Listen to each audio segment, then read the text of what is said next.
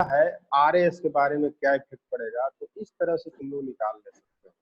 जब एक जान गया तो सब चीज जान जाओगे। यही क्वेश्चन तुम्हारा जो तुम्हारा ऑक्सफोर्ड या जार वाला बुक में जो दिया हुआ है वो तुम्हारा डायग्राम खींच खींच करके बनाया हुआ है। तो या तो डायग्राम को याद करो या जो हम जो अभी टेक्निक बता रहे हैं उस टेक्निक का इस्तेमाल करो। बात एक ही हुआ। ये यदि तुम्हारा टेक्निक दिमाग में घुस गया है तो कैसे घुमा चला के क्वेश्चन देगा, तुम सोल्व कर दोगे, याद रहे चाहे नहीं रहे। लेकिन वही यदि तुम्हारा डायग्राम वाला याद रखोगे तो डायग्राम भी याद रख सकते हो।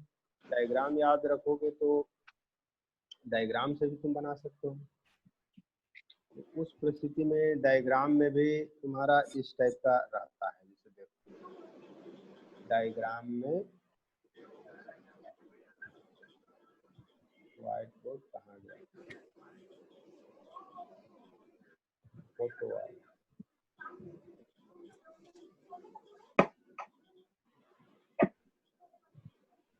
उसी तरह से तुम्हारा दिया हुआ रहता है कैश कांस्टेंट है तो टैश पर क्या इफेक्ट पड़ेगा और मॉक नंबर। ये जो डायग्राम, ये जो फिगर जो देख रहे हो, इस फिगर को देखो, जैसे जैसे ऊपर जा रहे हैं तो तुम्हारा अल्टीट्यूड बढ़ते जा रहा है यहाँ पर, क्या ये जो है अल्टीट्यूड का है और इधर जो है तुम्हारा स्पीड का है, माने मॉक नंबर तुम्हारा बढ़ रहा है इधर डायरेक्शन।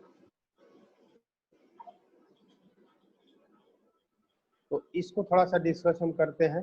इसे देखो, इस फिगर को हम डिस्कस करते हैं।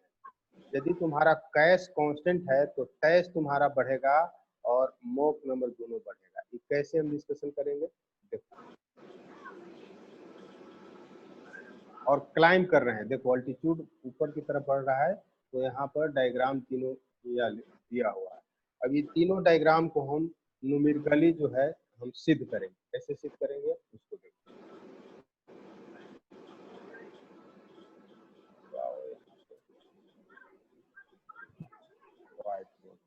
क्या था यहाँ पर कैश कांस्टेंट था ना, है?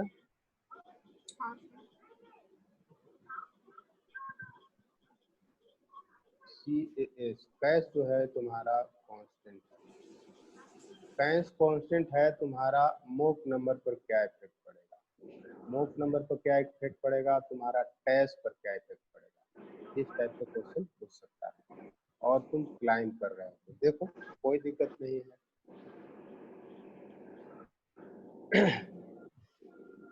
तो देखो यहाँ पर तुम जानते हो कि टैश का फॉर्मूला क्या होता है। टैश इज इक्वल टू RAS, या कैश तुम्हारा एक ही चीज हुआ, plus x into altitude. X का वैल्यू हुआ 1.75% ऑफ RAS, ये है एक्स बटा 1000। इस टाइप से हम कर सकते हैं। तो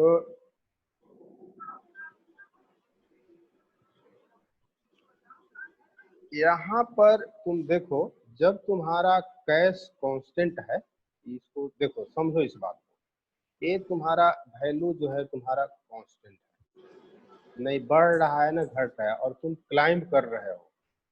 तो क्लाइंब कर रहे हो उस परिस्थिति में तुम्हारा होगा क्या,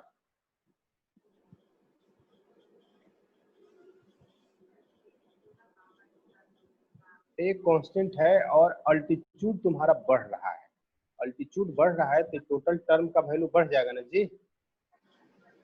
ये तुम्हारा रेड बॉक्स में हम जो हमने लिखा RAS plus x into altitude plus 1000, ये टोटल का वैल्यू जो है तुम्हारा बढ़ जाएगा। और टोटल का वैल्यू इक्विवेलेंट टू किसका, इक्विवेलेंट टू टैश।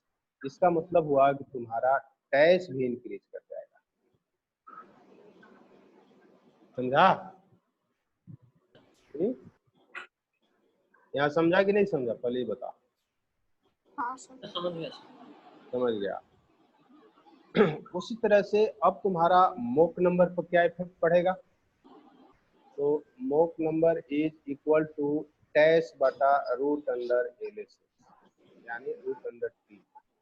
अच्छा, एक टर्म हमको मिल गया कि टैश बढ़ रहा है और दूसरा मिल गया कि तुम्हारा ये जो है टेम्परेचर घट रहा है, डिनोमिनेटर तुम्हारा घट रहा है तो टोटल रेशियो जो है सो और तेजी से बढ़ेगा, बढ़ेगा कि नहीं? हाँ सर। एक तुम न्यूमरेटर को बढ़ा रहे हो, डिनोमिनेटर को घटा रहे हो, तो इसका बढ़ने का जो रेट होगा, ये टोटल टर्म का जो तुम्हारा बढ़ने का रेट होगा, तुम्हारा टैक्स से भी ज्यादा होगा। यही देखो तो, ये तुम्हारा जो डायग्राम जो हमने बनाया दिखाया था, वो जो मोक नंबर था, वो मोक नंबर राइट साइड में था, टैक्स के दोनों बढ़ रहा था। देखो हमने अभी सिद्ध किया है कि टैक्स भी बढ़ रहा है, तुम्हारा मोक नंबर भी बढ़ रहा है, लेकिन मोक नंबर का बढ़ने का रेट जो होगा ज्यादा होगा। इसलिए ज्यादा होगा कि एक तो तुम्हारा टैक्स बढ़ रहा है और दूसरा का तुम्हारा टेम्परेचर घट रहा है। न्यूमरेटर तुम्हारा बढ़ भी रहा है और डिनोमिनेटर तुम्हारा घट भी रहा है। ज्यादा माने डबल रेशियो से तुम्हारा ये बढ़ेगा। तो इसका मतलब हुआ टैक्स की तुलना में तुम्हारा मोक नंबर जो है सो राइट साइड में होना चाहिए। देखो राइट साइड में है कि नहीं दिखाते।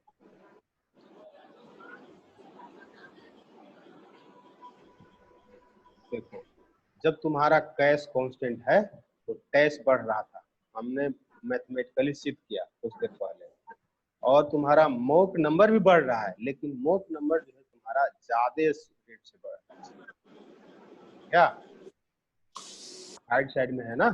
तो यहाँ पर तुम देखो, मान लो कि तुम्हारा ये 10,000 अल्टीट्यूड है, ये 10,000 अल्टीट्यूड है। तो यहाँ पर मान लो कि टैक्स है, टैक्स कुछ भी है, टैक्स मान लो कि तुम्हारा 500 है।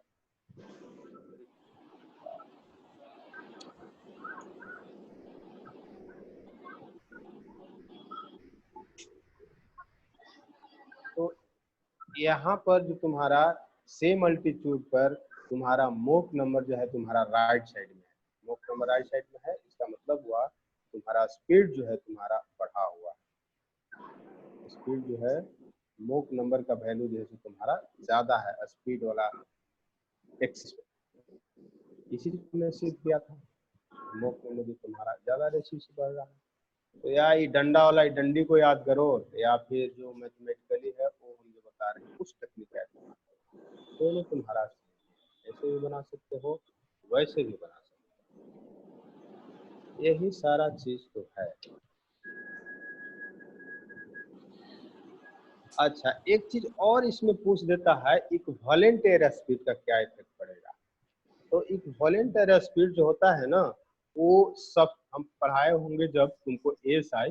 तो इक्विवेलेंट एयर स्पीड जो होता है वो कंप्रेसिबिलिटी एरर की वजह से होता है कि नहीं?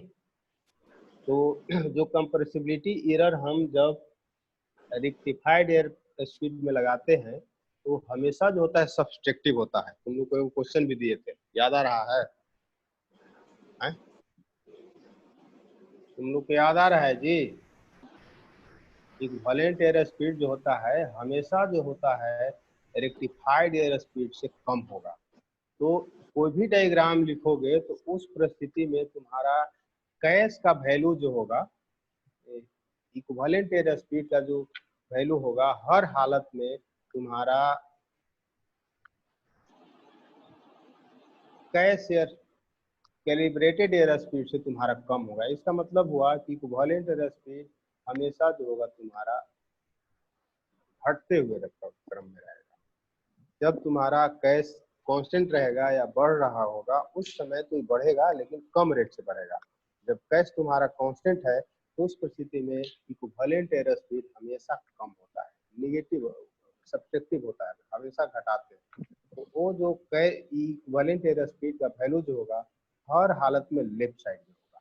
देखो तो यहाँ पर क्या हो रहा है, इक्विवेलेंट एयर स्पीड घट रहा है।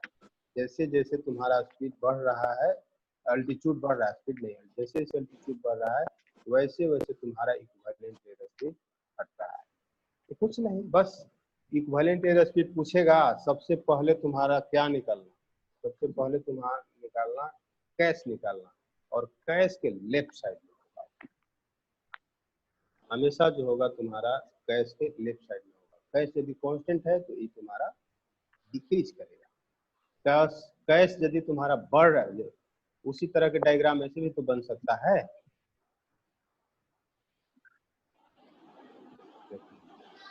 कैश तुम्हारा बढ़ भी सकता है, CAS कैश बढ़ेगा तो तुम्हारा इक्विवेलेंट एयर स्पीड भी बढ़ेगा, लेकिन कम रेट से बढ़ेगा। या तो ये तुम्हारा कांस्टेंट होगा या बढ़ेगा तो कम रेट से बढ़ेगा। हमेशा ही तुम्हारा equivalent air speed left side में।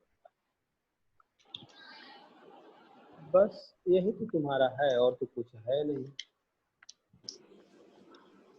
मॉक मीटर खत्म, मॉक मीटर इतना ही है, बस न्यूमेरिकल प्रॉब्लम कुछ है। और सब बताओ। मॉक मीटर आज खत्म हो गया। आज कुछ क्वेश्चन देंगे, इस लॉजिकली क्वेश्चन तुम लोग सोल्व करना। उसके बाद तुम्हारा आगे हम लोग पढ़ेंगे वर्टिकल स्पीड इंडिकेटर। आज का चैप्टर तुम्हारा